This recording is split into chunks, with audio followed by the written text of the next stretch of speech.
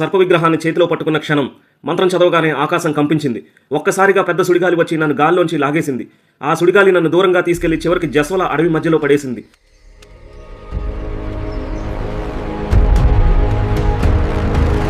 ఓం నమః నాగయ విష్ణు స్వరూప ఓం నగ్ దేవత నమో నమః శక్తి దేహి నమో నమః ఓం నగేంద్ర హరయ జస్వల్ జస్వల్ జస్వల అడవిలోనికి అడుగుపెట్టిన క్షణం ఆ సర్ప విగ్రహాన్ని ఒక శిలపై భద్రంగా పెట్టి నమస్కరించి నేను అడవిలోకి ప్రయాణించాను.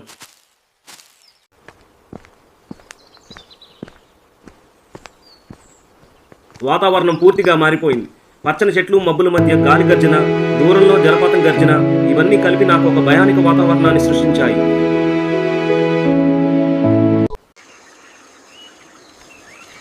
పక్షుల కేకలు ఆకాశాన్ని చీల్చాయి.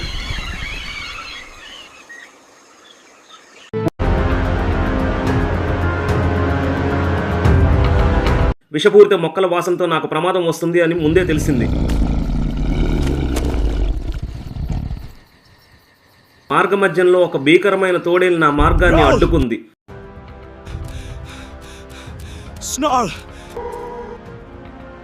చీకటి గుహల్లో వింత ఆకారాలు నన్ను పిలుస్తున్నట్లుగా కనిపించాయి. లోపలికి వెళ్లి టార్చ్ లైట్ వెలుగులో గుహ గోడలను పరిశీలించగా జస్వల చరిత్రను తెలియజేసే పురాతన చిత్రాలు బయటపడ్డాయి. జలపాతం దగ్గరికి చేరినప్పుడు నీటి గర్జన భూమిని కంపింపచేసింది. ఒక పులి ఆకస్మికంగా ఎదురైంది. నాపై దాడి చేయడానికి ప్రయత్నించింది. ప్రాణాలను గుప్పెట్లో పెట్టుకుని తప్పించుకున్నాను. ముందుకు సాగుతూ ఉండగా చెక్క వంతెన కనిపించింది. దానిపై అడుగులు వేస్తూ కదిలాను. కానీ ప్రతి అడుగు మరణానికి దగ్గరగా అనిపించింది.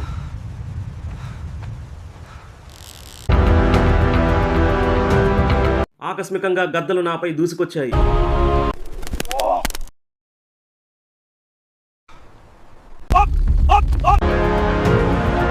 వన్య జంతువుల గుంపులు మార్గాన్ని మూసివేశాయి. విషపూరిత పూలు మత్తులోకి నెట్టాయి. తల తిరగడం మొదలైంది. కానీ ఎలాగైనా జస్వల్ని చేరుకోవాలన్న పట్టుదలతో ముందుకు సాగాను.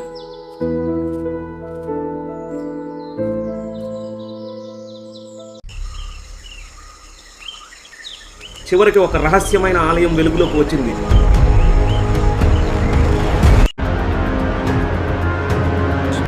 ఆ ఆలయం దగ్గర శిల్పాలు గాలిలో మర్మమైన శబ్దాలు చేశాయి.